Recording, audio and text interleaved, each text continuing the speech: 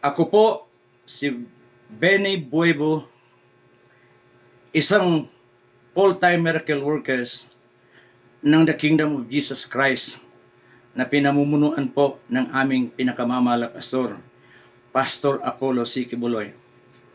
Ako po ay nakapasok sa loob ng Bansang Kaharian noong January 10, 1988 dito po sa Manila. At sa panahon pong yon, iilan pa lang po ang mga manggagawa o full-time miracle workers. At iilan pa rin pa lang ang mga membro ng paglilingkod na ito. Ngunit sa patuloy pong pangangaral ng aming pinakamamahal na pastor ng mga salita ng Ama, ay ngayon po humigit kumulang sa 7 milyon ng mga kingdom citizens. At ang utos lamang po ng aming Ama sa aming pinakamamahal na pastor, ipadalala kita sa buong sanlibutan. Hindi mo kilala ang aking mga tupa at hindi ka rin nila kilala.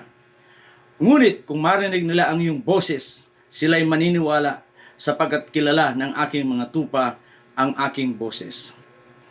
Kami pong lahat na nandirito sa Kingdom Nation na pinamumunuan ng aming pinakamamahal at kagalang-galang na pastor, Pastor Apollo C. Kibuloy.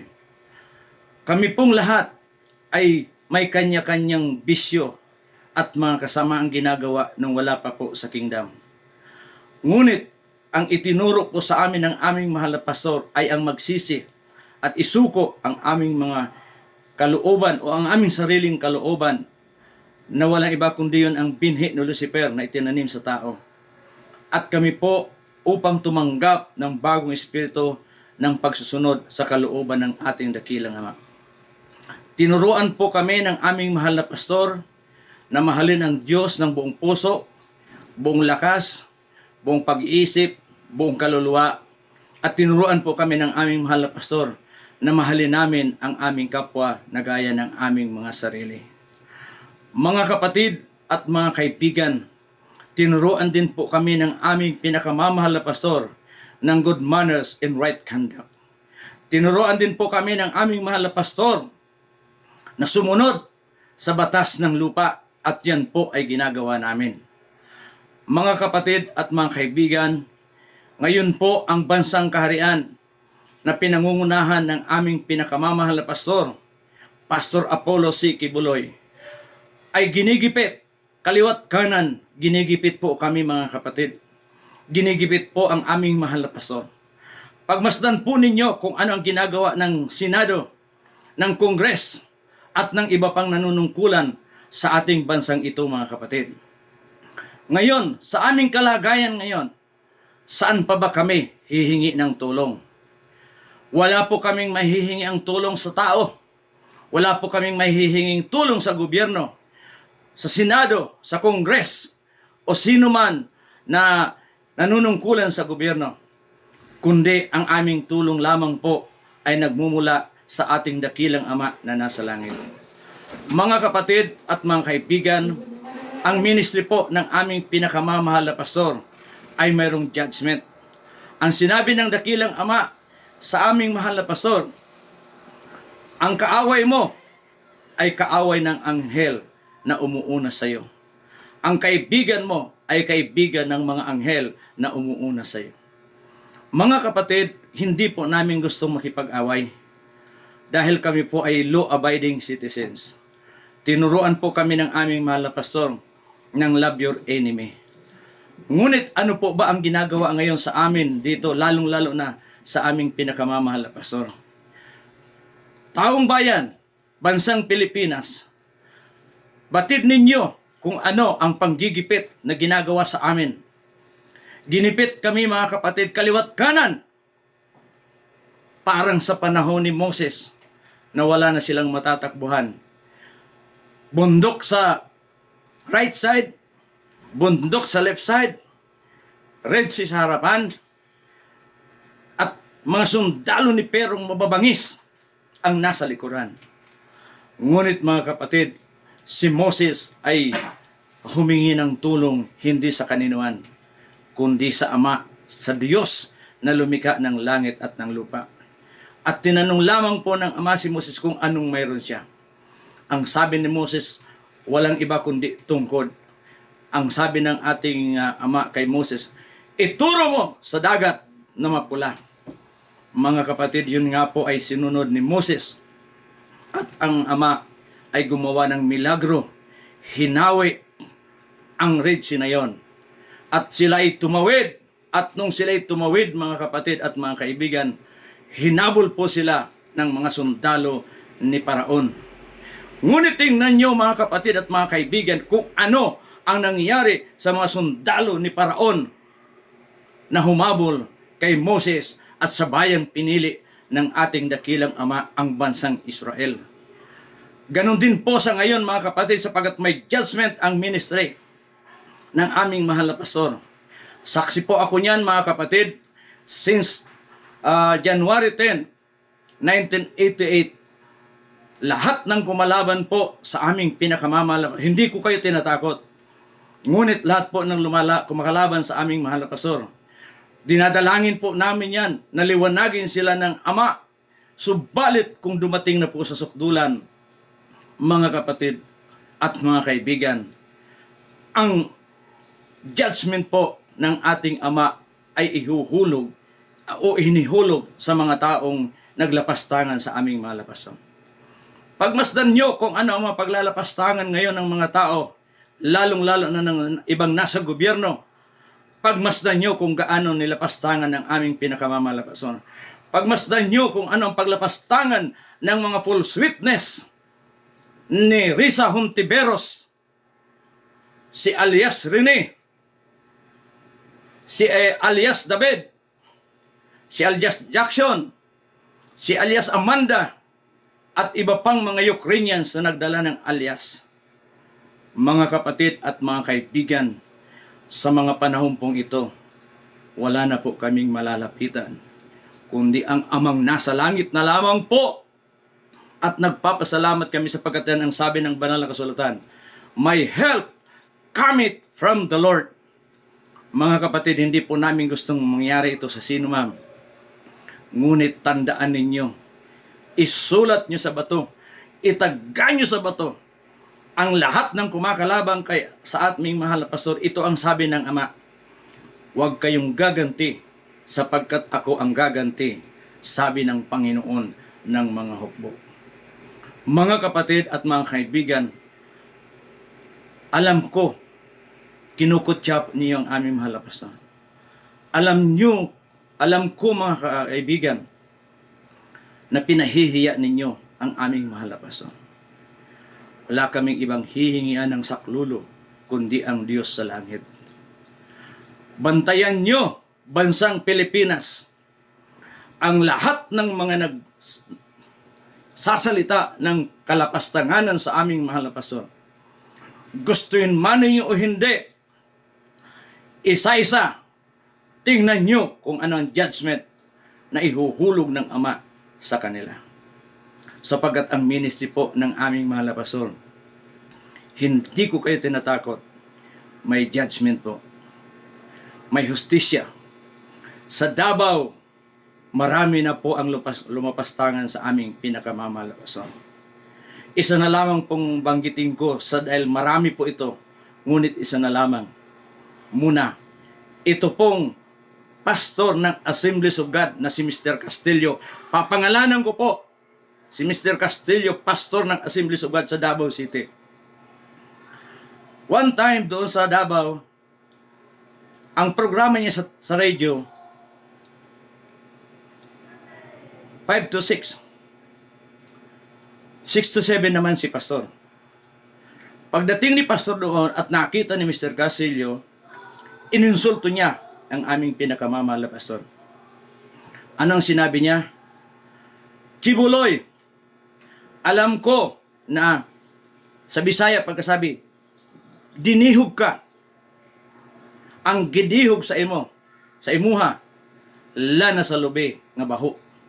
Sa Tagalog, ito ang pagkasabi ni Mr. Castillo, na pastor ng Assemblies of God. Alam ko, Kibuloy, na ikaw ay pinahiran ng langis. Ngunit ang langis na ibinuho sa iyo ay langis ng niyog na mabaho. Alam po ba ninyo mga kapatid kung anong sinabi ng aming pinakamamahal na pastor? Nung siya na'y umupo doon sa announcers booth, ito ang bungad ng aming mahal na pastor. Mr. Castillo, kung ako ay hindi anointed, sa Tagalog na po ito, walang mangyayari sa iyo. Subalit kung ako'y anointed, magbilang ka ng araw kung ano ang judgment. May judgment kang tatanggapin. Hindi naglaon dahil anniversary ng kanilang simbahan. Pumunta sila doon mga kapatid sa bilangguan sa kulungan sa Davao City. Panoorin na lamang ninyo yung movie na Davao Massacre na si Pugoy. Ang lahat ng accusation mga kapatid ni Castillo sa aming mahal na pastor, yung accusation niya na si pastor ay rapist. Alam ba ninyo kung anong nangyari?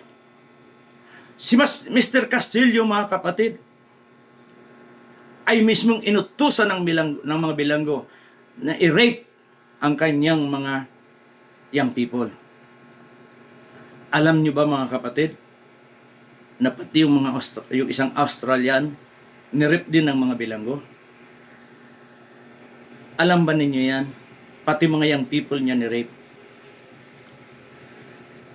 Ano ang tawag doon? Judgment. Para malaman niyo ang buong istorya, panuurin niyo yung moving Pugoy, the Davao Massacre. Kaya mga kaibigan at mga kapatid, iniinsulto po ninyo ang aming pinakamamahal na pastor. Kung ano-anong pananalita ang sinasabi ninyo, hintayin ninyo ang judgment ng Ama. Sapagkat sinabi ng Ama, touch not my anointed and do no harms of my prophet. Ginawa ninyong katatawanan, ginawa ninyong kabiruan, kinukutya ninyo ang pagiging anointed ng aming malabas. Ini-encourage ko kayo, patuloy kayo sa paglapastangan sa aming malabas. At hintayin ninyo,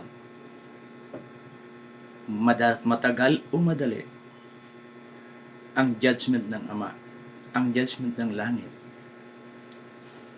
ay mahuhulog sa inyo. Kung sino man sa inyo sa Kongres, sa Senado, ang naglapastangan sa aming mahal na pastor,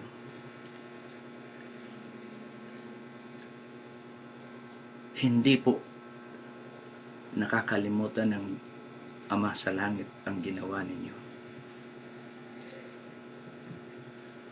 Kung sinasabi niyo, for the record, sinasabi niyo doon,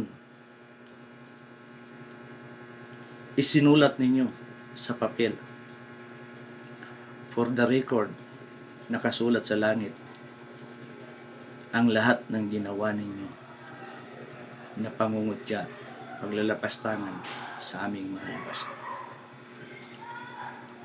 Mga kaibigan, mga kababayan, pagmasdan po ninyo. Pagmasdan po ninyo. Subaybayan po ninyo ang susunod na kabanata kung ano ang mangyari sa mga naglapastangan sa aming pinakamamahal na pastor. Kayong mga kasamahan namin noon na worker, lalo na ikaw sneakhead, alam mo, ako ang inutusan ng aming mahal na pastor na kausapin ka, na papuntahin ka, patirahin ka sa workers house sa Singapore, dahil doon ka na lang nakatira sa Botanical Garden dahil wala ka ng pera. At alam mo yan. Alam mo rin. Sinabi mo sa akin na ikaw ay sindikato sa inyong bansa. Sinabi mo sa akin na gumagawa ka ng mga peking passport Sinabi mo sa akin na gumagawa ka ng mga peking dokumento. Hindi tiningnan ni pastor kung gaano ka kasama. Ang tiningnan ni pastor na one day nagsisi ka. Alam mo, na pinagtatawanan ka nga ng isang Indian doon na member dahil hindi ka marunong mag-English. Kaya saan ka natuto mag-English? Dito sa kingdom. Alam mo yan. Ako ang nagdala sa iyo sa Davao City para mag-attend ng workers camp, ng youth camp. Alam mo yan. Akala namin nagbago ka eh. Pwede siguro nagbago ka ng sandaling panahon. Ngunit nung pinagkatiwalaan ka na ng aming mahal na pastor, nasilaw ka sa salapi. Alam mo ang drama mo, di ba? Alam mo, pinabakasyon ka doon sa inyo, binigyan ka ng pera, na siyong money, $5,000. Dumaan ka sa Malaysia, di ba? Di ba? Anong nangyari? Pagdating ng panahon, sinabi mo na wala ang 5,000 dahil nilagay mo sa check-in baggage. Pero kalaunan, di ba nagkumpisal ka? Di ba kalaunan nangunpisal ka? Anong kumpisyon mo? Hindi na wala. Binigay mo sa pamilya mo. Sinungaling ka. Yawa, agad ka ba? Oh. Ngayon, pinagkatiwalaan ka ng malaking halaga sa kingdom, malaking ministry. Anong ginawa mo? Anong ginawa mo? Alam mo? Anong ginawa mo? Tingnan mo ang bahay ng pamilya mo doon sa inyong bansa. Saan galing ang kwartang yun? Tapos nagpaalam ka na asawahin mo yung abugaga na yan at pinayagan ka. Plano na pala ninyo. Yung biyanan mong si Bakikan, anong ginawa? Anong ginawa? Puntahan mo ang bahay ng kanyang pamilya sa Jerome, sa Agdao, Davao City. Ang ganda na! Saan galing ang kwarta? Yung palang mga materyales na ino-order para sa GMC, dinadivert doon pinadadala. Ano yan? Ikaw ba, Kikang? Na ina ng 2 abugaga. Anong ginawa mo? Sa Inchik, na may-ari ng recruiting agency dito sa Pilipinas, doon sa Pilar Village, Las Piñas. Anong ginawa mo? Nagtatanong lang. Ninakaw mo yung pera, di ba? Nagtatanong lang. Ikaw,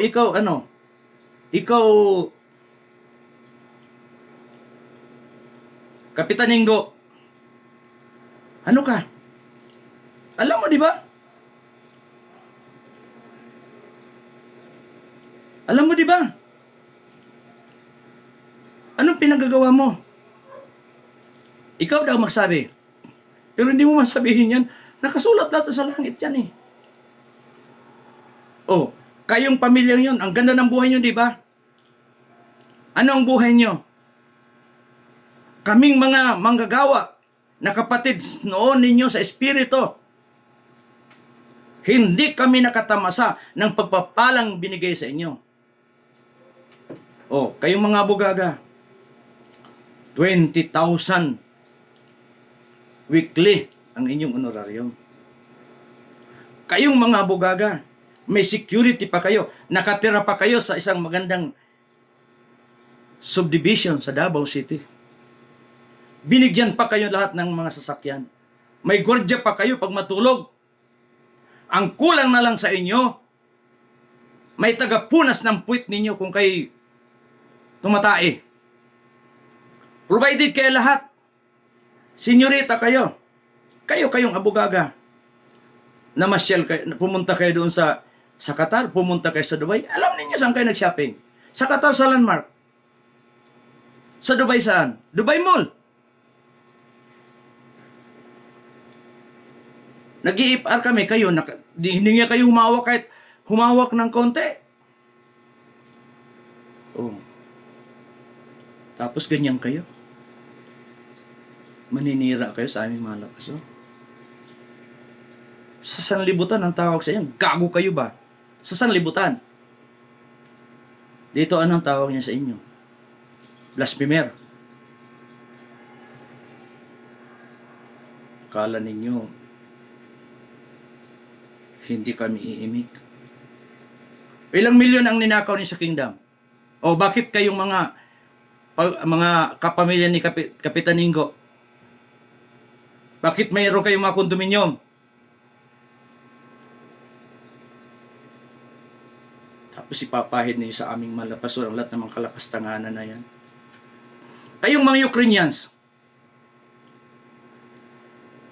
pagdating pa lang niyo dito sa kingdom sa Davao City, doon kami nakatira sa dorm. Nagbakit kami para lang tumira kayo. Masaya kami na gano'n ang kalagayan ninyo. May honorarium kayo, kaagad. May tagaluto kayo. Shopping kayo ng shopping. Bakit ko alam? Alam ko! Bakit ko alam? Nagagard ako sa inyo. Yung sa Inaris. Pagkatapos ng concert sa Inaris, di ba ako ang gwardiya ninyo? Di ba ako ang gwardiya ninyo? Kumain kayo dyan sa Mega Mall? Sumalo ba ako sa pagkain ninyo? Hindi. Dahil kung masaya si pastor, masaya kami. Walang discontentment sa puso namin. Pero ang kabaitan ni pastor, niloko pa ninyo. Nilapastanganan pa ninyo ang kabutihan ni pastor. Ano kayo? Ano kayo? Kayong mga ibang Ukrainians, di ba mga prostitute kayo sa inyong bansa?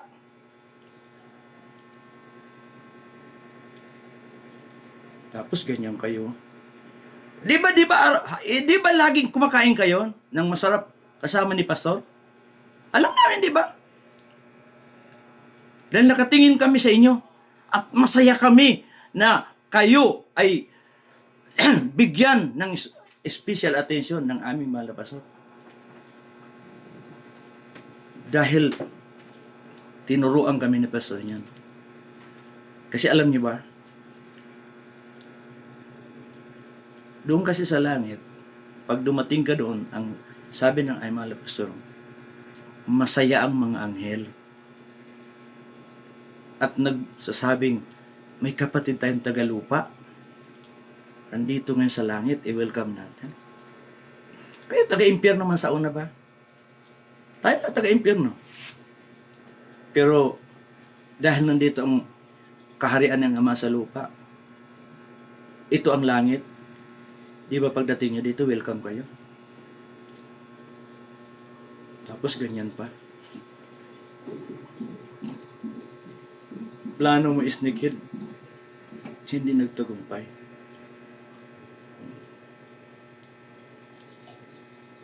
Kala nyo magtatagumpay kayo. Wala kaming malapitang gobyernong tutulong sa amin.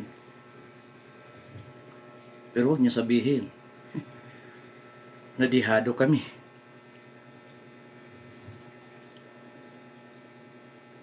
May Diyos kami sa langit na nakakaalam sa lahat. Hintayin ninyo. Taong bayan, taong bansang Pilipinas, pagmasdan nyo ang mga taong ito. Pinahayag naman kayo lahat ba? Pero huwag ka magmadali. Dahil nakasulat sa Bible, ang pinahayag ay totoong mga magaganap. At huwag kang magmadali. Ngayon, Ginigipit niyo ang aming mga lapaso. Kaliwat kanan, ginigipit ninyo. Alam ba ninyo, mga taga-gobyernong ginigipit si pastor? Sabi nga ni pastor ng isang araw, living dead na siya. Ngayon, hindi lang po si pastor, sasama kami sa aming mga lapaso.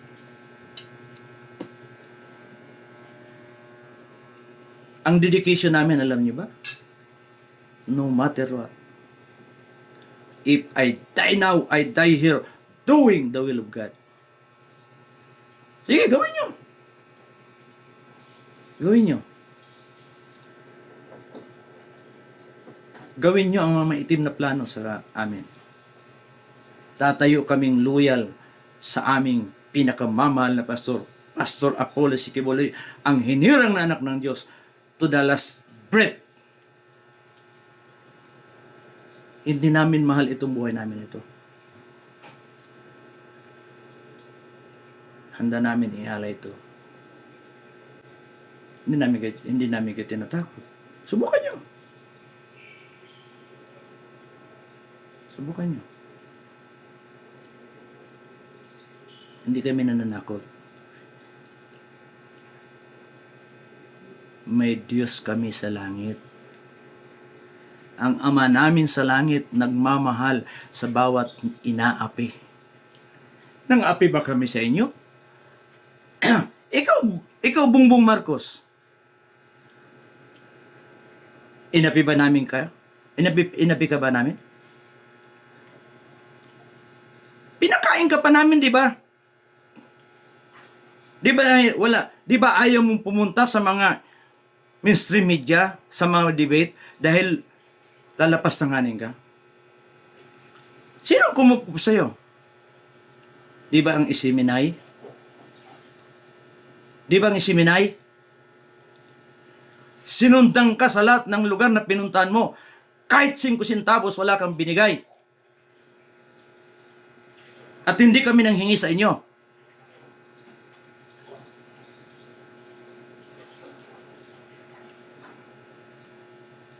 Yung kinain mo doon sa Okada, yung kinain ng mga entourage mo, kaninong pera galing yon?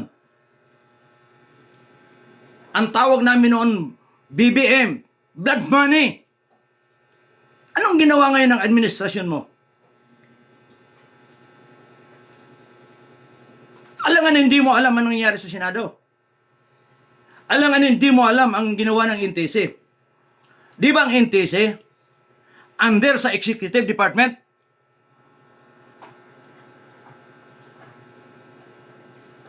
Silent means yes.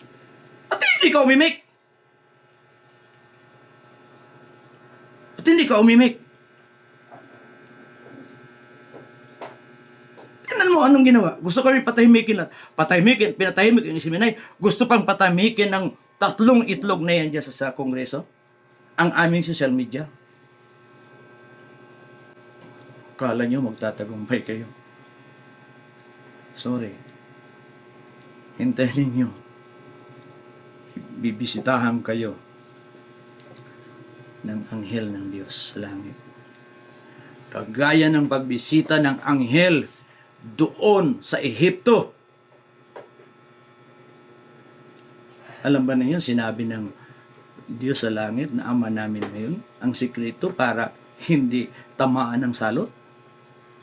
Yung tinatawag na kamatayan ng mga panganay. Ibinigay doon sa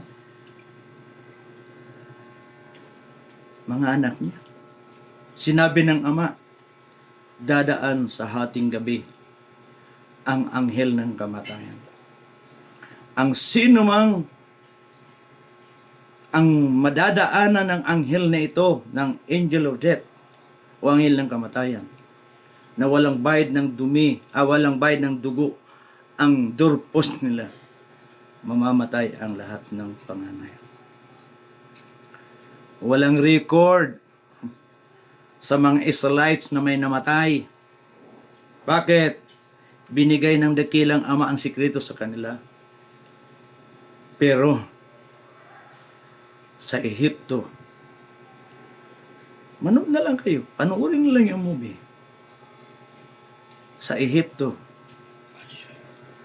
namatay ang lahat ng kanilang mga panganay, hayop man o tao. Kaya hindi ko kayo maisa-isa. Kung sino man sa inyo sa Kongreso, mula kay Martin Romualdez, kung sino man sa Senado, mula kay Risa Hontiveros, kung sino man sa NTC, sa MTRCB, sa lahat ng sangay ng gobyerno na nang-api sa kingdom, nang-api sa aming mahal na pastor, bibisitahin kayo ng paghuhukom o sa Bisaya, silot, judgment ng dakilang Ama. Tandaan ninyo, isulat ninyo, itagay nyo sa bato. Yan ay mangyayari. Sapagkat bakit? Ang ministry ng aming pinakamamahal na pastor may covenant. Ang covenant niyan ay ang kaaway mo, kaaway ng anghel. Ang kaibigan mo, kaibigan ng anghel. Kaya, buti pa makipagkaibigan na kayo. Kayong mga nasa kongreso, 3 years lang naman ang power na pinahiram sa inyo ng taong bayan. Tapos para kayong mga malinis ba? O sige daw, sino sa inyo sa congressman ang hindi nagnakaw ng kahit sino, ng kahit piso? Sige! Nagmamalinis kayo Tayo daw kayo, sige daw. Ang witness, ang konsensya ninyo.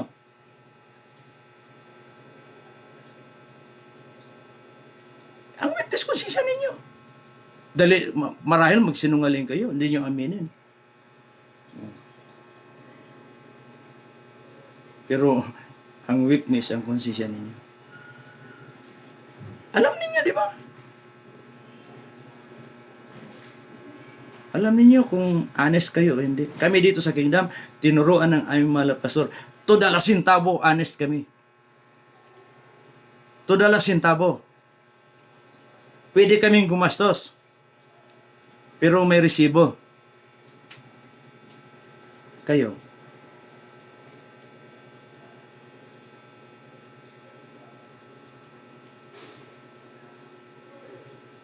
Hindi nyo pera yan, pera ng taong bayan. Itong sa aming pera, pera namin to, pinaghirapan namin to Blood money ang tawag namin dito.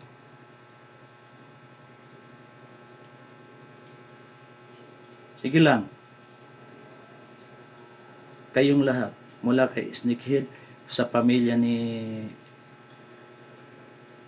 Commander Ingo, Kapitan Ingo, lahat kayo. Di kayo mga pilotong pinaaral ni Pastor, walang hiya kayo ba? Sorry sa word ko mga kababayan. Ano ba tawag niyo sa pinaaral ni Pastor? Maging piloto, maging abogado. Tapos pagdating, yung mga abogagang yan, dumating yan dito sa Kingdom, alam na alam ko. Nagtatrabaho kami ng aming mahal na Pastor. Nagbubungkal kami ng lupa. Dumating yan, dala-dala ng kanyang amang si Kapitan Ingo.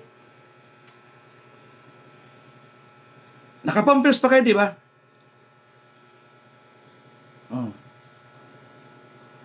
Lahat ng pampers gatas ninyong ininom galing kay Pastor. Pinaeskwela kayo sa speed, di ba? Buhangin. Pinaeskwela kayo dito sa Manila, di ba? May gwardiya pa kayo, di ba? Kasama namin yung gwardiya nandito. Noon nakapasa kayo sa inyong pagiging abugaga. Di ba nagsaya ang buong Kingdom? Open house ang McDonald's. Pinakain ng libo-libo para magsaya. Dahil masaya kami sa katagumpayan ng sino man, ng kapatid namin. Pero sa Tagalog, pag ginago ninyo ang aming mga pastor, kala ninyo hindi nakasulat yan. Kasulat yan. O kayong mga workers na lumabas na kumakalaban sa aming mga pastor. Kala ninyo, hindi namin alam ang record. Di ba lahat tayo dito may tuuan? File? Nakasulat kung saan, kailan tayo pumunta, kailan ka nabaptize, saan KLC, pagkatapos mga achievement mo, nandyan mga recognition, pati mga kasalanan ginawa. Bakit? Sino ba sumulat ng mga kasalanan natin ginawa? Di ba tayo? Nakapile lahat. Ikaw, kayo na lang lahat.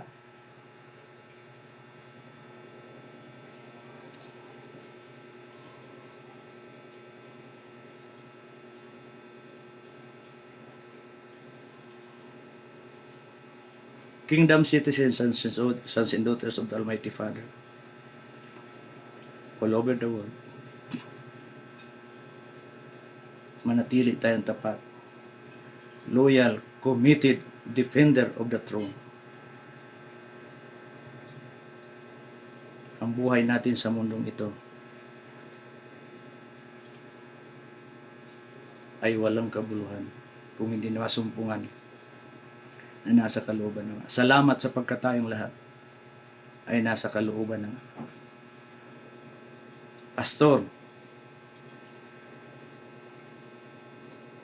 kung hindi dahil sa iyo, hindi kami nagkaganito. Dahil sa iyo, naging totoo kaming tao. Dahil sa iyo, naging mabait kami. Dahil sa iyo, Pastor, naging law-abiding kami. Dahil sa iyo, Pastor, nagkaroon kami ng good manners and right conduct. Dahil sa iyo, Pastor, ganito ang buhay namin ngayon. Isipin ninyo, mga kababayan, dito sa amin sa Kingdom, provided kami lahat. Tirahan, tulugan, sasakyan.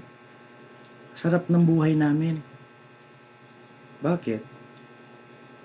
Kung anong trabaho namin, yun lang naman eh. Kung ang trabaho mo, taga-map lang ng sahig, yun lang. Pero pagdating ng oras ng kain, punta ka lang sa kusina. Ilang sakong bigas ang sinasaing namin everyday. Provided kami ng lahat. Yung mga anak namin, pina-eskwela ng aming mga labasan. Tapos sasabihin nila, hindi pinaaral. Sa Tagalog nga eh. Gago talaga kayo. Sorry mga kapatid. Sa salita yan. Pero hindi, paano natin ma-express?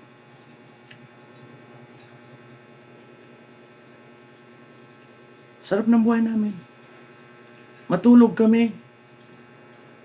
May gwardiya. Pagdating ng oras, kain mga kapatid. Eat all you can. Hindi kami nakainom ng tap water.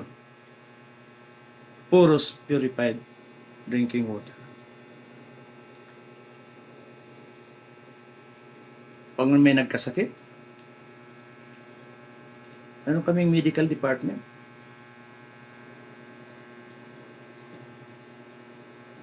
Nagmamahalang kami dito. Ano pa? Supplied kami ng sabon, toothpaste, lotion, pulbos, mga babae, andes. Supply kami lahat yan. Di ba maaliwala sa mukha namin? Kaming mga manggagawa dito sa Kingdom na na-assign sa ibang department, di nga namin alam kung magkanong kilo ng bigas. Sabi ni Bongbong Marcos, 20 daw. 20 pesos daw ang kilo, sabi ni Bongbong Marcos, ang kilo ng bigas. Totoo ba yan, mga kababayan? Hindi kami nakaranas, hindi namin alam. Ang nakakaalam lang ng kung magkano ang kilo ng bigas, ang aming admin. Pati Tagaluto hindi nila alam. Ganyan kami ka-privilege dito, mga kapatid.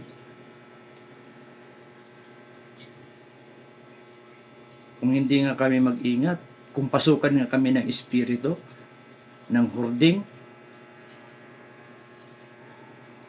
kung iipunin namin ang supply namin weekly, pwede kami makapagpatayo ng sari-sari store after 3 months. Ganyan karami ang blessings namin. Kita nyo sa video, di ba? Nakita nyo sa aming mga vlog. Kita nyo, di ba? Kain dito, kain doon. Ganyan kasagana kami dito. Itong mga anak ni Lucifer, masagana na nga, gusto pang nakawin ng kingdom. Ikaw, Sneakid, alam mo, plano mo. Hindi nagtagumpay, di ba? Kahit sino sa inyo, hindi kayo magtatagumpay. Dahil ang ministering ito na pinangunahan ng aming pinakamamahal na pastor, ang Ama ang may-ari nito, ito ang kanyang kaharian na galing sa langit, na bumaba dito sa lupa, na kung saan nasusunod ang kanyang kalooban.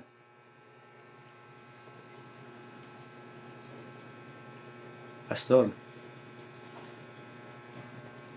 maraming salamat po. Wala pong word na masabi ko kung paano kita pasalamatan. Dahil sa pag-ibig at pagmamahal niyo sa amin. Ang masabi ko lang sa inyo, Pastor, hanggang sa huling hininga namin ay magiging tapat, loyal, committed, dedicated sa pagsusunod sa kalooban.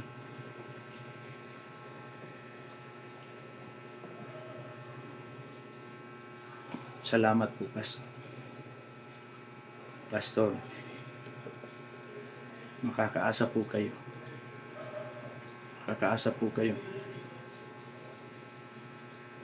na kami ay loyal, tapat sa inyo. Tapat sa Ama sa pamamagitan ni Pastor. Abangan ninyo ang susunod ko pang sasabihin.